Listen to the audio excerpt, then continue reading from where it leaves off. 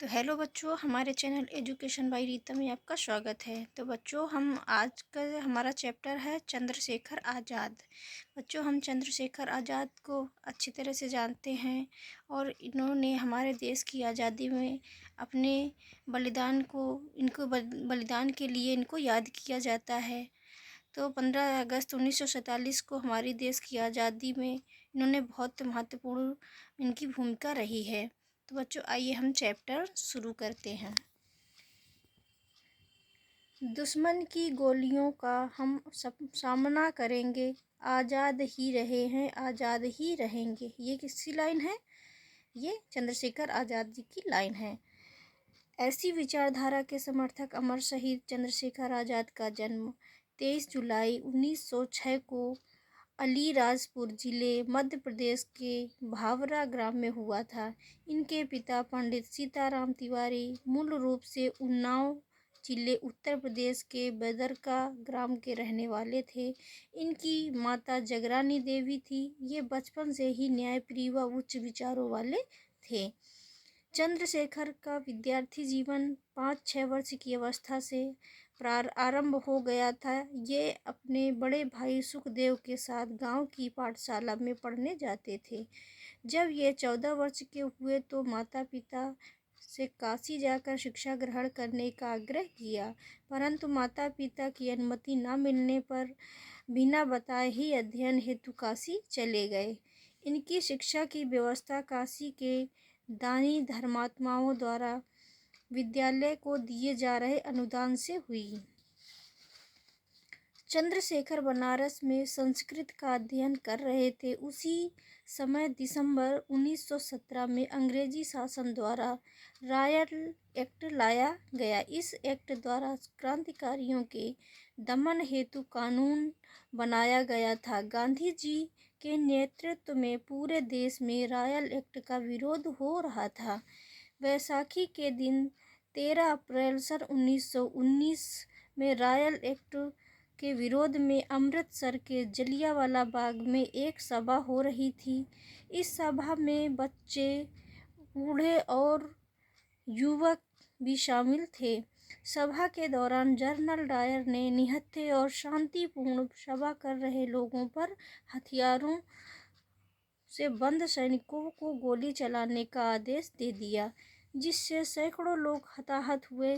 पंजाब की इस घटना की जानकारी चंद्रशेखर को समाचार पत्रों से मालूम हुई। अंग्रेजी शासन के इस अत्याचार के विरुद्ध किशोर चंद्रशेखर का खून खौल उठा। उन्होंने अंग्रेजी सरकार द्वारा अपने देशवासियों पर किए जा रहे अत्याचारों का प्रतिरोध लेने की मन में ठान ली। इस समय चंद्रशेखर की अवस्था मात्र 14 वर्ष की थी। सन 1921 में गांधी जी के असहयोग आंदोलन के चलते पूरे देश में अंग्रेजी शासन का विरोध की लहर फैल गई। समस्त देशवासी अंग्रेजी शासन का तख्ता पलट करने को आतुर हो गए। लोग विदेशी कपड़ों व अन्य वस्तुओं का बहिष्कार करते हुए उन्हें जलाने लगे। इस स्वदेशी आंदोलन के प्रभाव से चंद्रशेखर अछूते नहीं रहे और आंदोलन में शामिल हो गए। जहां भी पुलिस व हड़तालें होती, चंद्रशेखर तत्काल वहां पहुंच जाते। बचपन की कठिन परिस्थितियों ने इन्हें कष्ट सहिष्णु, कठोर परिश्रमी व संघर्षशील बना दिया था। सन 1921 के अंत में ब्रिटेन के युवराज भारत यात्रा पर आए। उनके आगमन का पूरे भारत में विरोध किया गया। इसी क्रम में महात्मा गांधी को गिरफ्तार कर लिया गया। इस घटना के विरोध में बालक चंद्रशेखर ने बनारस के सरकारी विद्यालय पर धरना दिया। इसके बाद एक जुलूस का नेतृत्व किया।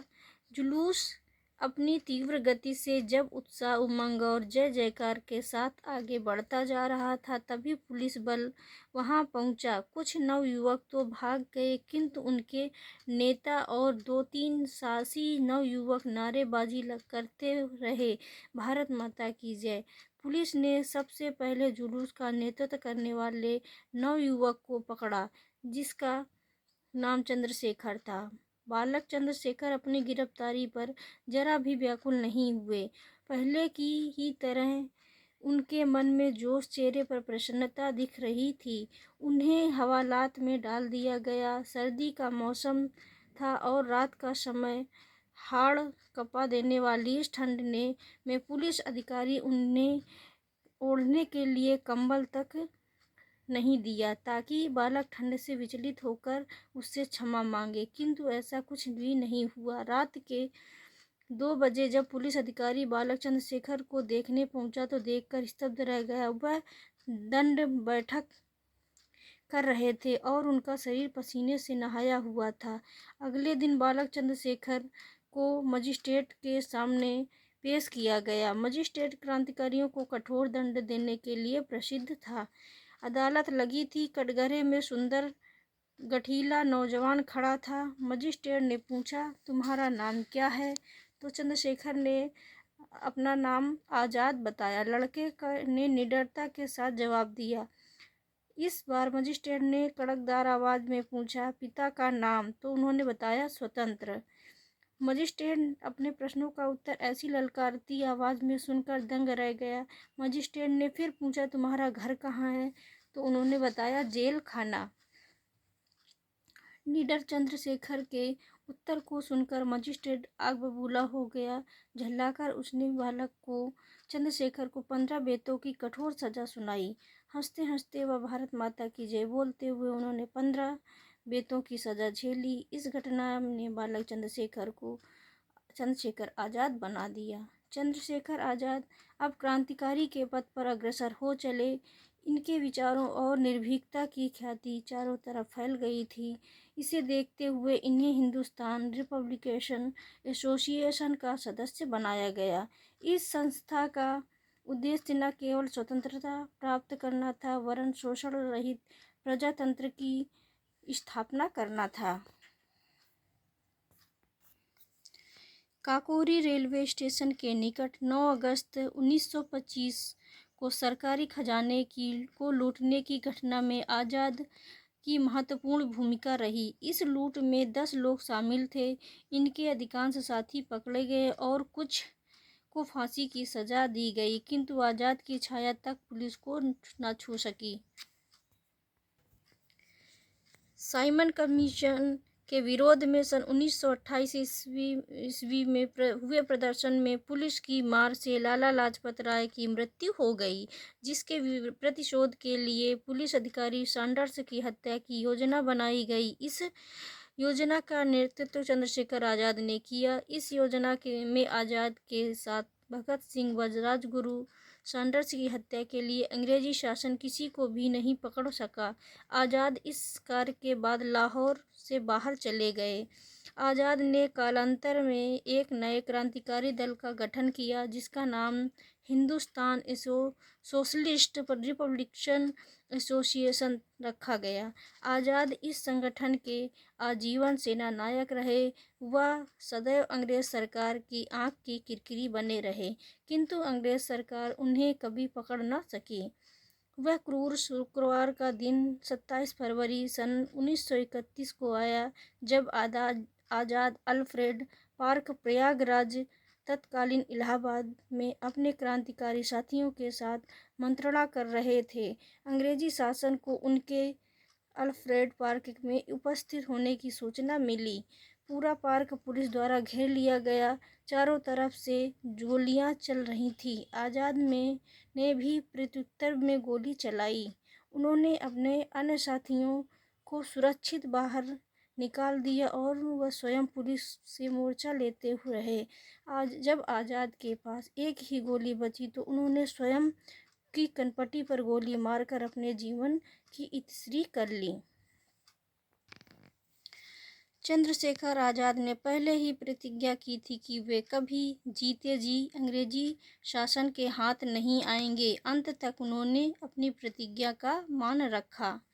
तो ऐसे थे बच्चों चंद्रशेखर का जीवन परिचय, और ऐसे थे महान हमारे चंद्रशेखर आज़ाद जी, जिनको बारंबार नमन। तो आइए बच्चों, अब हम मिलान करते हैं। जलियांवाला बाग घटना कहाँ हुई थी? तो ये हुई थी अमृतसर में। अल्फ्रेड पार्क कहाँ है? ये प्रयागराज में हो गया।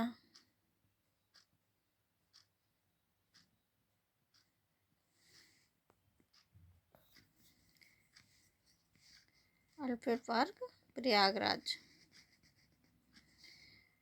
अब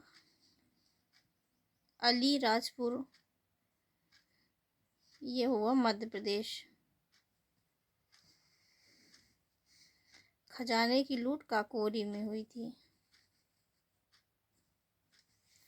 तो बच्चों, हमारा चैप्टर अच्छा लगा हो तो लाइक करना। Thank you.